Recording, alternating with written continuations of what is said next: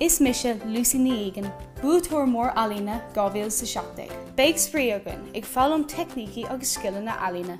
Tásúla gom go mbeadh sibh soltas.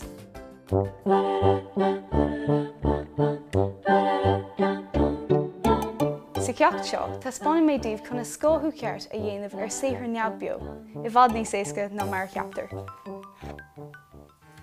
Níl lech peann luí dóibí, tríbí agus scriosán ag teastáil. Ar dús, tharraingt cruth an bhoghlá mar seo. Tharraingt go héadrom an bhoghlá go léir. Samhla go bhfuil sé fuilimh a dúspóra.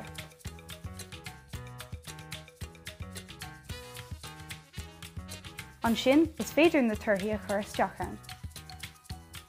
Má tharlaíonn go ndéanann tú botún, nó bí bortha.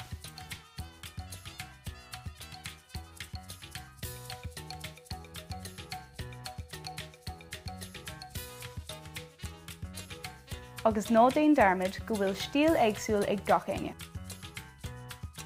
Péis stíl atá agat, bí bródú las agus buan sult as de chuid alíne.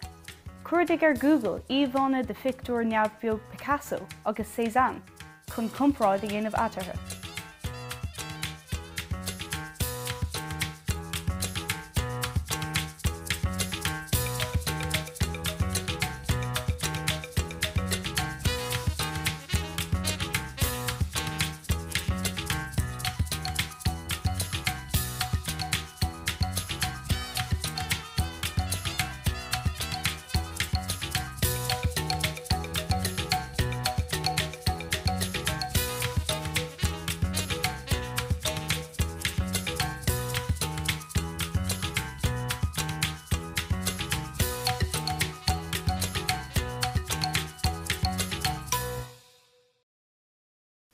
Agus sin é mo Saothar Neamhbheo.